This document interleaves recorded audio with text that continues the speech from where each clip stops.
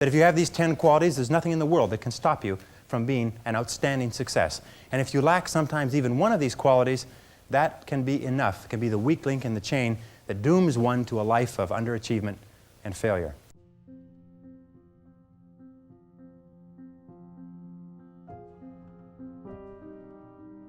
Many years ago, I started off poor. I started off broke.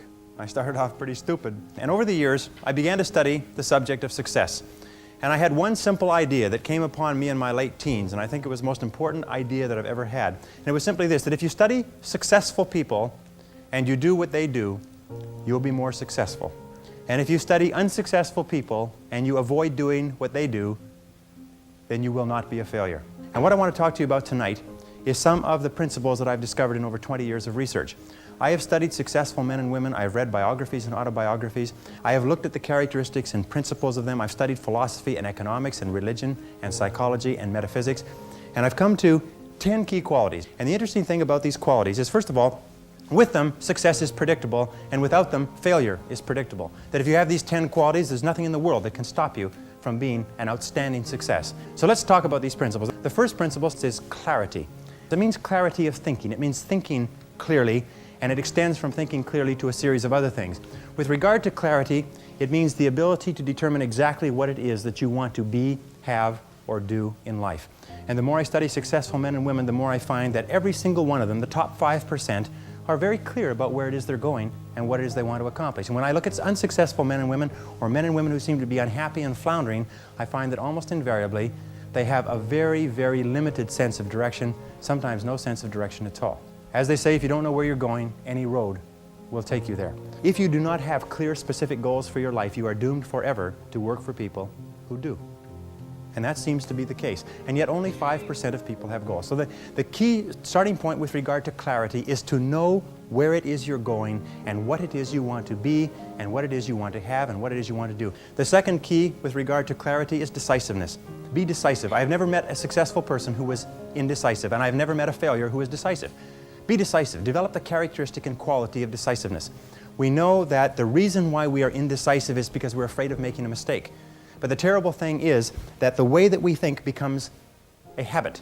And the habit of indecisiveness can condemn us to failure. We can be talented and intelligent and ambitious, but if we cannot make the hard decisions in our life, and if we cannot make decisions readily, then what happens is we always have to work for people who do make decisions readily. Now, the interesting thing about decisions is that about 80% of decisions should be made the first time they come up. 80% of decisions should be made the first time they come up. And if you make decisions every single time they come up, sooner or later you will develop the habit of decisiveness.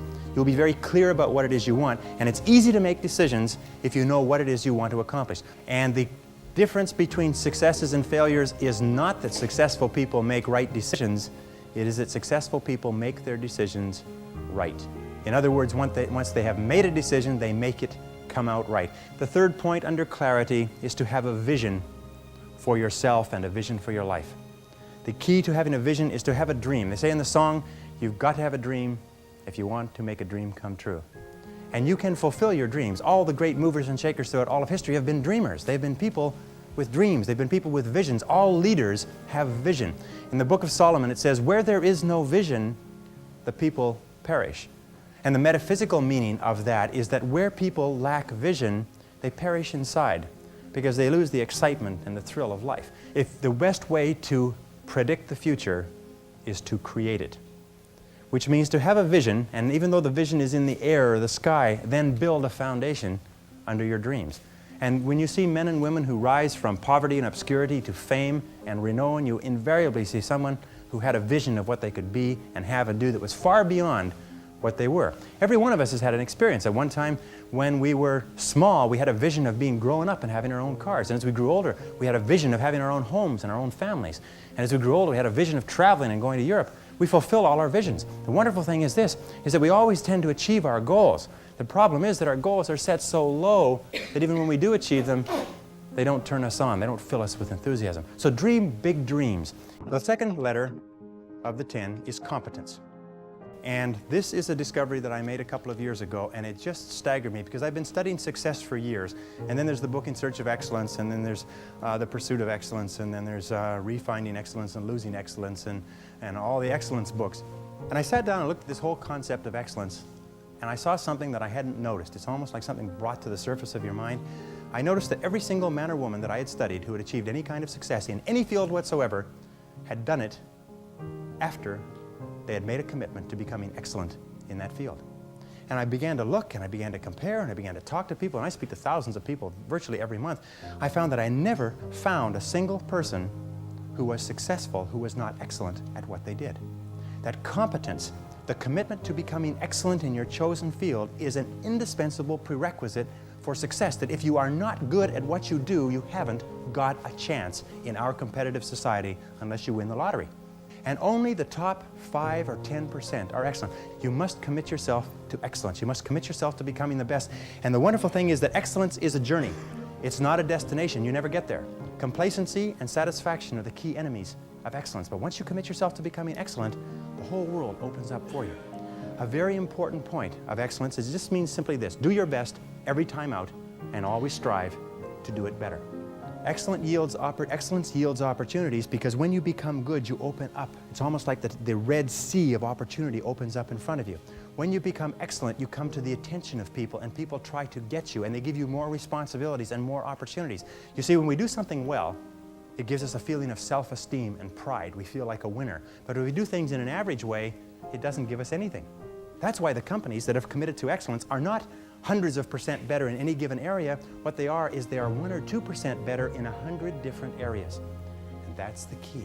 You see, you don't have to be a quantum leap different from somebody else. You just have to be a little tiny bit different in the critical areas that make a difference. And you can achieve that simply by making it a goal, setting it as a goal, and working on it. You can become anything that you want to become. The harder you work, the better you get. The average self-made millionaire in America works 12 to 13 hours a day, works about 60 to 65 hours a week. I'll tell you this with regard to hard work, that in our society you only work 8 hours a day for survival. Everything over 8 hours is for success. And if you're only working 8 hours a day, you're in trouble.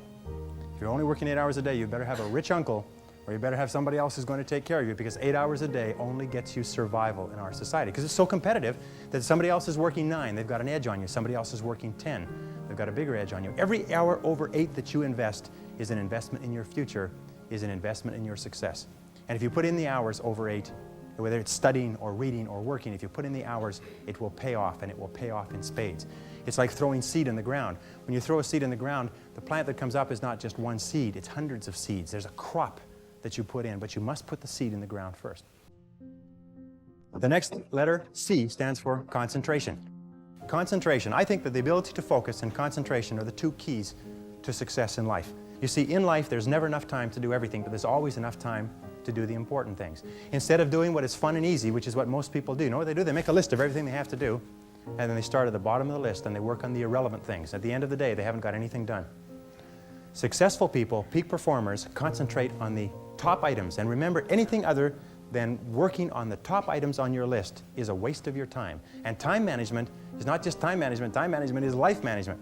You can do anything you want with your life if you'll manage your time properly. We all have the same 24 hours a day, and the ability to concentrate, to discipline yourself, to use willpower and perseverance, to concentrate on one thing at a time is a quality of all success. Nothing great has ever been accomplished without the ability to concentrate single-mindedly on one thing at a time. Develop a sense of urgency. A sense of urgency is a quality that is possessed by only 2% of the population. 2% of the population do things fast. 2% of the population have a bias for action. In Tom Peters' wonderful book, In Search of Excellence, he says that all the excellent companies have a bias for action. And all of the companies that do not classify or do not come into the excellence category do things when they get around to it. You call them up and you have a problem or a complaint. You hear from them 3 or 4 weeks later. But the excellent companies, you call up with a problem or a complaint, and bang, there's somebody back to you in 2 minutes. So develop a sense of urgency. Get the reputation as the person who does things fast. Develop a reputation for speed and dependability, and your future will just open up in front of you. And if you'll develop that habit of working fast, that sense of urgency, act now, do it now, do it now, do it now. In selling especially. Somebody calls you up and has a question, get back to them now. Somebody has a problem, get back to them now. Somebody needs something, move on it quickly. If you have to forego coffee breaks or lunch or something else, move fast. If you develop that reputation for speed, it will be worth a fortune to you. Next C is common sense. You can train your mind to have common sense. You can train your mind to think things through before acting. In my experience, action without thinking is the cause of every failure. Action without thinking is the cause of every failure. And common sense comes from taking the time to think things through before you act. Listen to your intuition. Your intuition is one of the best guides that you possibly have. Learn from your setbacks. This is one of the characteristics of high-performing men and women, is that every single time they have a problem or a difficulty, they sit back and they dissect it and they learn everything possible from it. They try to develop general principles. From each setback, they say, what is the valuable lesson I can learn? So you take a look at everything that has happened to you, take a look at the very most difficult experience that you're in right now, and ask yourself, what is the most valuable lesson I can learn from this experience? And believe me, if you look for the lesson, in the Bible it says, seek and ye shall find. It doesn't say seek and occasionally you might find something. It says seek and ye shall find. If you look for the valuable lesson or the seed of an equal or greater advantage or benefit in every difficulty, you will find it. Number 5, C, is creativity. Tap your creative potential. Accept the fact that every single human being is a genius, and all successful men and women are creative. They're creative in that they respond to their world differently. They ask questions, they're flexible, they're curious. You know what the hallmark of creativity is? Curiosity. And I find that the smartest people of all, the ones that have the greatest education and the most experience, are the ones who ask the most questions. They ask questions almost as if they were children, but they never stop asking questions. They're very open and flexible, and they have the ability, once they learn a new piece of information, to drop what they're doing if the new information contradicts it and do something else. Do you know what most people do? Most people keep on doing what they're doing until they run into a wall. As they say, the more you do of what you're doing, the more you'll get of what you've got. Remember, 80% of everything that we are doing today in our general business will be different 5 years from now. 80% of the products that we use, the food that we eat, the cars we drive, the music we listen to, the movies we go to, even the streets we drive on, 80% of everything will be new in 5 years. That's how rapidly things are changing. According to the research, all you need is an idea that's 10% new to start a fortune. I'm going to tell you something, that if you want to be wealthy in life, if you wish to become very wealthy, if you wish to become even a millionaire, you can do it if you're willing to pay the price. But most people become millionaires by offering a good or service that people use all the time, and they offer it just a little bit better. They do it just a little bit faster. They put a little bit more grace or finesse into what they're doing. They handle it, they wrap it, they are more polite. The restaurant that has people coming back to it may have food that's only 5% different, but it's the way the people handle it that's so different. You can do anything you want in life. All you have to do is find an idea that's 10% new. And you'll find it if you flood your mind, read magazines, read books, ask questions, ask why people are doing things the way they're doing. Look for ideas. Keep your mind open and flexible. Ask questions. Remember, one new idea is all you need to start a fortune. Next is consideration. Consideration is based on the fact that the quality of your relationships with other people more than anything else will determine your success in life. How well you get along with other human beings, your quality of interaction will determine your happiness, your success, your achievements, your wealth, and anything else. And that's very, very true. Develop the people skills that you need to be successful. Take courses in communications. Take courses in effective listening. Take courses in public speaking. You know, one of the most important parts of communicating and getting along well with others is the size of your vocabulary. You've probably heard that before. The size of your vocabulary, your ability to express yourself orally, your ability to stand on your feet, your ability to write effectively and get your point across to others will have a tremendous impact on your life, because you cannot imagine a successful person who cannot communicate effectively with other people. And you can develop the capacity to be an excellent communicator. If you looked up one word a day, which would be 365 words a year, within 5 years you'd be one of the best educated people in history. Because every word that you learned would introduce you to about 10 more. It sort of open the door to about 10 more. The average child learns almost 5,000 words in the first 5 years of life. The average adult learns less than 5 words a year. And yet words are the tools with which we think. That the more words we have, the better is our thinking. Just like the more tools a craftsman has, the better is what he creates. The more words we have, the better is the world that we create. So communications is important. Well, the 7th C is consistency. Consistency means that dependable, steady, predictable work is always vastly superior to spurts or flashes of brilliance and genius. Be consistent in your relationships. Especially be consistent with your family, be consistent with your friends, be consistent with your boss, be consistent in your work. Make it so that you are the type of person that everybody can depend upon. that people will believe in and they'll depend upon, and they know that if you say something, that you'll do it. There's a law of accumulation in the universe, if I can pass this on. A law of accumulation that says that even though you do 100 things or 1,000 things that you don't see, eventually they accumulate and they gather a force of their own. That every single great accomplishment in life is the result of thousands of minor accomplishments that nobody ever sees. But every single great success was at one time a failure. And they failed and failed and failed and failed over and over again. And all great successes are a story of failure, failure, failure, failure, failure. Outstanding success, boy, ain't he lucky. Isn't that right? Boy, he was lucky. He sure had the right connections. The next C is commitment. I found that the ability or the willingness to make a complete commitment to a job, a commitment to a relationship, a commitment to a profession, to make a commitment is one of the hardest things that human beings do. And yet no success is possible without commitment. Who is it that Emerson said that every great achievement is the triumph of enthusiasm? That the ability to commit yourself enthusiastically, wholeheartedly, 100% to what you want to do is the starting point of all achievement? That if you cannot commit yourself wholeheartedly, it probably means that it's not right for you? And that all of us in life seek for something that we can commit ourselves to. Alan Cox, in his book, The Achievers, which came out last year, found that the executives in the corporations that he studied who achieved the very most in the shortest period of time had found the proper niche for themselves and had lost themselves in their work. Dr. Shirley Blotnick's study of self-made millionaires, 83 out of 1,500 people became self-made millionaires over 20 years. He found that the one quality that they all had in common was that they picked work that they loved, they specialized in that work, they became very good in it, and they eventually became paid very well for it, and then they held on to the money. He found that the quality that separated these people from the ones who struggled for 20 years and weren't much further ahead than when they started was that they became totally absorbed in their work, totally committed to their work. They lost themselves in their work, and when they lifted up their head about the age of 43, 44, their accountant told them, by the way, you're worth over $1 million now. Did you know that? Most of them became wealthy without even knowing it. Courage is the outstanding quality of all leaders. Courage means that you have the ability, you have the willingness to confront your fears. Because what I've found over the years is that brave people, courageous people are not people who are not afraid. They're simply people who master their fears. They're simply people who face their fears, confront their fears. Now, Mark Twain said it many years ago. He said, with regard to fear, he said, do the thing you fear, and the death of fear is certain. Now, fear and courage tend to be habits. That if you are afraid and you give in to the fear and you back away, it becomes a habit to back away whenever you're afraid or unsure. If you're afraid and you force yourself to confront the fear, it becomes a habit to confront the fear whenever you find something that you're afraid of. And you'll find that most fears disappear when you confront them. Dare to go forward in your life. Dare to go forward in the direction of fulfilling your potential. Many years ago, I was a karate student. I was also a karate instructor, and I competed in 3 international championships. And one of the things that I learned from my best karate instructors, and I studied under 6 world champions, is they told me that when you fight, always move forward. Even if you're only moving forward half an inch at a time, just always move forward. He said, when you're moving forward, 100% of your attention is forward.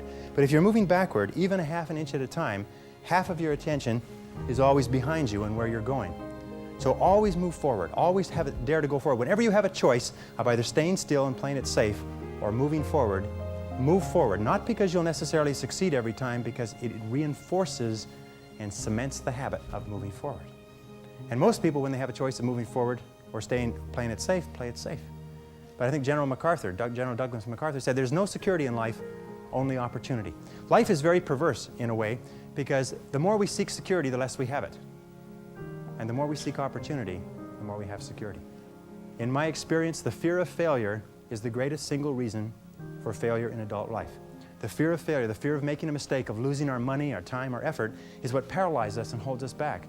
But the fear of failure is a habit which can be counteracted by the habit of courage. You know, the best quality in the world that you can develop, and I give it to you because I made it my life's habit to develop this quality. I hope I've got it, I don't know for sure. But the quality is to develop the quality of being unstoppable. Develop the quality of being unstoppable. Say in yourself that no matter what life throws at me, it'll never stop me.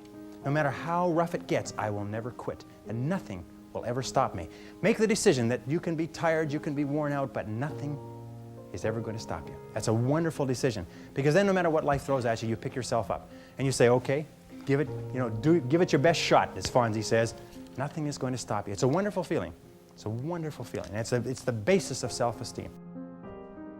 Well, the last C is confidence, and confidence comes as a result of everything else. You see, confidence comes as a result. You don't get confidence out of a bottle, you don't get confidence from a pill, you can't learn confidence in a motivational seminar.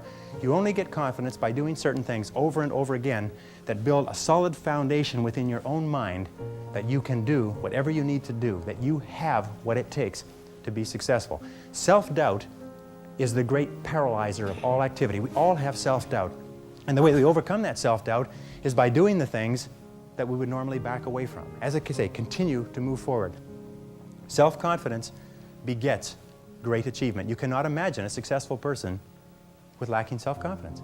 The wonderful thing is this, and I learned this from a very great man who died recently, is that if you persist until you succeed at achieving a goal that is important to you, and you complete it like a degree in school, or you wrap up a sale, or you make a career successful, you plug into your subconscious mind a success pattern. And then the subconscious mind, running on the basis of inertia, attempts to adjust your words, actions, and feelings to duplicate that success pattern. And that's why they say nothing succeeds like success. That once you've been successful, you have a pattern set down which will enable you to apply that pattern to another part of your work to be successful in that. And the more you succeed, the more this pattern of success is reinforced. And you'll finally reach the point where it's impossible for you to fail if you succeed enough times. Because you will have within you a self-adjusting mechanism that will guarantee your success. Go confidently in the direction of your dreams. Act as though it were impossible to fail.